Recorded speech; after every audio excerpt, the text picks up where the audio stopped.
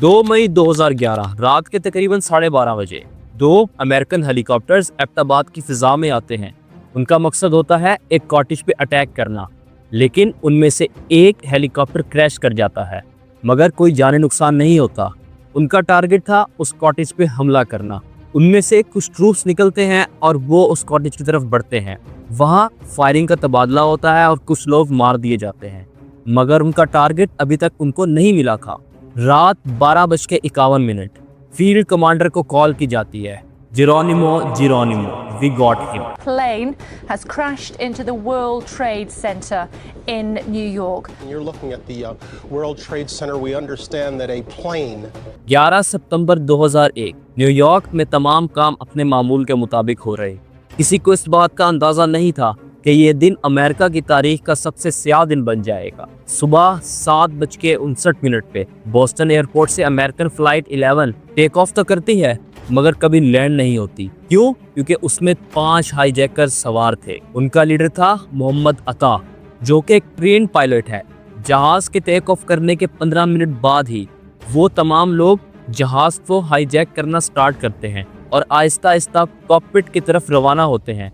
और फिर मोहम्मद अता पायलट सीट संभालता है और फिर ये जहाज 8:46 पर वर्ल्ड ट्रेड सेंटर के नॉर्थ टावर में टकराता है। हर तरफ स्याह बादल छा जाते हैं, बहुत से लोग मौके पर ही मर जाते हैं। और फिर बोस्टन एयरपोर्ट से एक और फ्लाइट अमेरिकन एयरलाइन प्लेन 175 8:14 पर टेक ऑफ करता है। उसमें भी 5 हाईजैकर मौजूद थे। उनका लीडर होता है मरवान अल सही, वो भी एक ट्रेन पायलट होता है। प्लेन के टेक ऑफ के कुछ टाइम बाद ही वो भी कॉकपिट पे अपना कब्जा जमा लेता है और 9:02 पे वो जहाज को वर्ल्ड ट्रेड सेंटर के साउथ टावर में क्रैश कर देता है।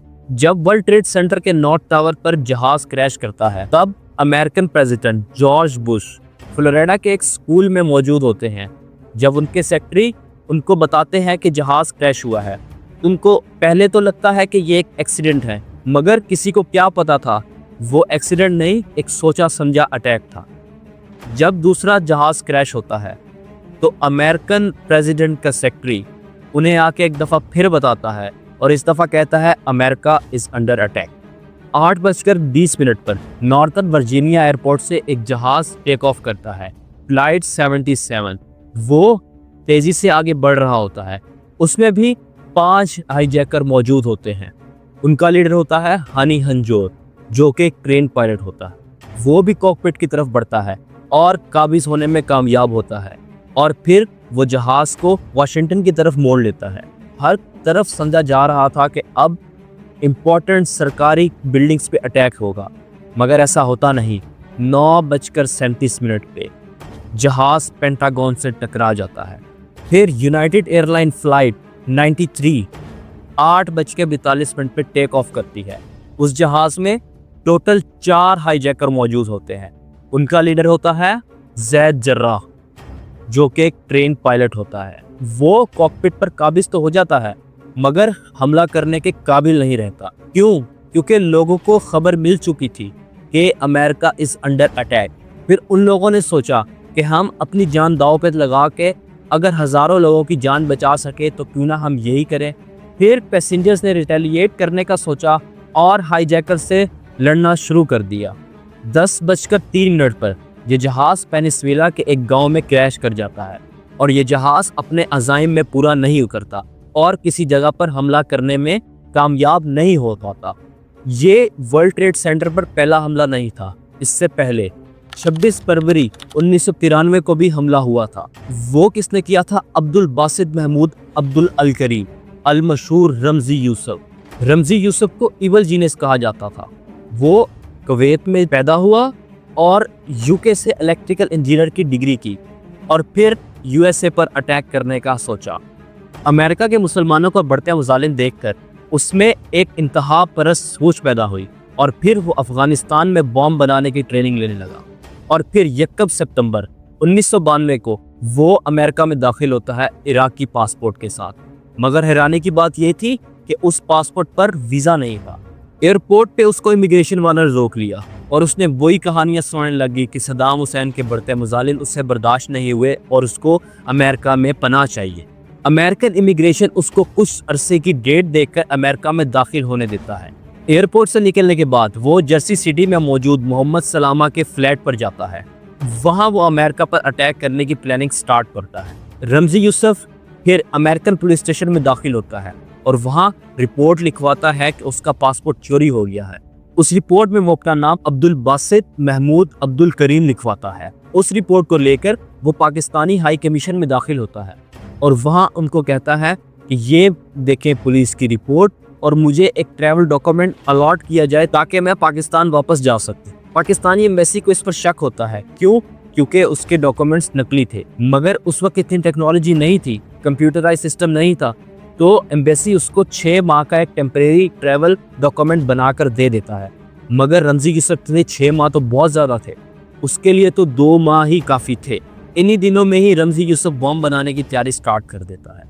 अपने जैसे कई हम ख्याल लोगों को अपने साथ मिलाता है। वो अपने साथ इस प्लान में मुसैब यासीन, मोहम्मद सलामा के दोस्त नदाल अयाल और महमूद अल हलीमा को मिला लेता है। महमूद अल हलीमा मिस्री टैक्सी ड्राइवर होता है। फिर बॉम्ब बनाने की तैयारी शुरू की जाए। अहमद अज्जाद जो कि एक बॉम्ब एक्सपर्ट होता है, वो भी साथ होता है इनके और बम बनाया जाता है। 22 फरवरी 1993 को अयाद इस्माइल जो कि एक उर्दन का शहरी है, उसको न्यूयॉर्क सिटी बुलाया जाता है सिर्फ उस गाड़ी को ड्राइव करने के लिए जिसमें बम रखा जाना था।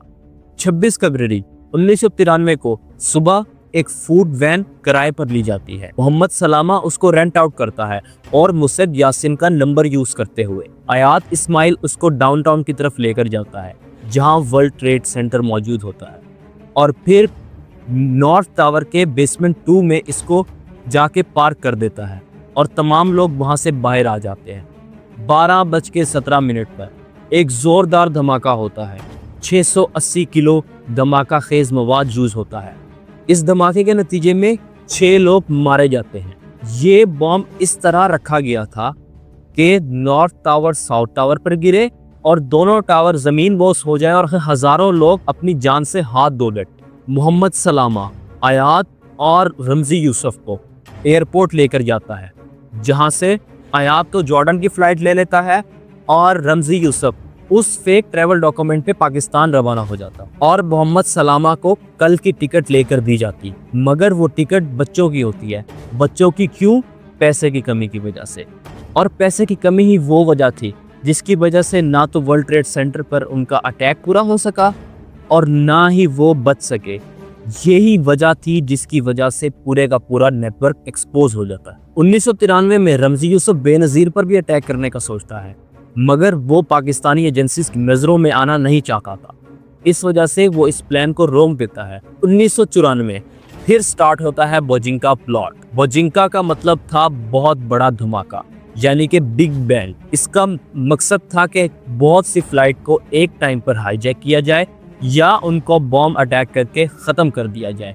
इसमें बहुत से लोगों की जान जा सकती थी, मगर इस प्लान को रोक दिया गया। इस प्लान को रोकने की वजह क्या थी? 7 फरवरी 1995 को रमजी यूसुफ को गिरफ्तार कर लिया जाता है और कुछ ऐसे डॉक्यूमेंट्स कब्जे में लिए जाते हैं जिनमें ये पूरा का पूरा प्लान एक्सपोज हो चुका था और ये प्लान रद्द करना पड़ा। रमजी यूसुफ को गिरफ्तार करके फौरी तौर पर न्यूयॉर्क के लिए रवाना किया जाता है। जब रमजी यूसुफ न्यूयॉर्क पहुंचता है, एजेंट्स रमजी यूसुफ से कहते हैं, वो देखो, वो रहे ट्विन टावर जिसको तुम गिराने की कोशिश कर रहे थे। रमजी यूसुफ क्या जवाब देता है? अगर मेरे पास कुछ पैसे होते तो आज ये खड़े ना होते। रमजी यूसुफ की गिरफ्तारी के तकरीबन 6.5 साल बाद ट्विन टावर तो गिरते हैं, मगर अलकायदा उसको गिराती है। अलकायदा 1988 में बना एक टेररिस्ट ग्रुप जिसका बानी था उसामा बिन लादेन।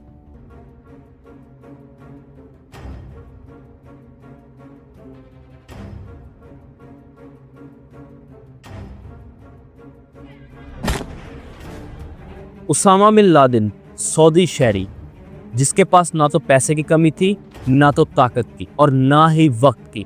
1992 में यमन में अमेरिकन फौज पर अटैक होता है जिसमें 4 लोग मारे जाते हैं। उसमें अलकायदा की इन्वॉल्वमेंट साबित हुई और तब से ही CIA उसामा बिन लादेन पर अपनी रिसर्च कर रही थी। 1995 में सऊदी अरब में भी अमेरिकन फौजियों पर हमला होता है। 1998 में कीनिया और तंजानिया में भी हमला होता है। इन सब के पीछे एक ग्रुप था, अल-कायदा, और उसके पीछे किसका हाथ था? उसामा बिन लादेन का। 2000 में यमन में भी हमला होता है अमेरिकन फौजी पर। 19 अप्रैल 2001 को CIA इस बात का अंदाज़ा तो लगाती है कि अमेरिका पर हमला होने वाला है, लेकिन उनको इसकी नोयत का नहीं पता होता और ना ही वो इस चीज़ का पता कर पाए, और फिर अल-कायदा की तरफ से ट्विन टावर को गिरा दिया जाता है। अमेरिका अब हमले की जद में आ चुका था। हज़ारों लोग अपनी जान से हाथ धो बैठे थे। अमेरिका खुल्लम खुला जंग का ऐलान कर चुका था। The current tragedy, we will find those who did it, we will smoke them out of their holes, we will get them running, and we'll bring them to justice. We're at war. CIA की report के मुताबिक Usama bin Laden उस वक्त अफगानिस्तान में था। Osama bin Laden ने तालिबान का साथ दिया सोवियत यूनियन के खिलाफ जंग में, और इस जंग में उनको बरतरी हासिल हुई और तालिबान ने अफगानिस्तान पर अपनी हुकूमत कायम कर ली। अमेरिका की तरफ से तालिबान से डिमांड की जाती है कि वो उसामा बिन लादेन को उनके हवाले कर दें, मगर अफगानिस्तान ऐसा नहीं करता। अफगानिस्तान कहता है हमें सबूत दिए जाएं ताकि हम उसको आपके हवाले कर सकें, मगर अमेरिका इस बात का इनकार कर देता है। वो अफगानिस्तान को सबूत नहीं देता। सिर्फ और सिर्फ अमेरिका की डिमांड ये थी कि उसामा बिन लादेन को उसके हवाले किया जाए ताकि जो लोग मरे हैं उनको इंसाफ दिया जा सके, मगर अफगानिस्तान का मौक़िफ़ होता है कि उसामा बिन लादेन हमारा दोस्त है, हमारा मेहमान है, हम उसको ऐसे किसी के हवाले नहीं कर सकते। अफगानिस्तान की तरफ से अमेरिका को एक ऑफ़र की जाती है, हम उसामा बिन लादेन को एक थर्ड कंट्री को देते हैं, आप साबित करें कि उसामा बिन लादेन 9/11 के हमलों में शामिल है। मगर अमेरिका इस चीज़ से भी इनकार कर देता है और अफगानिस्तान के खिलाफ खुल्लम खुल्ला जंग का ऐलान कर देता है।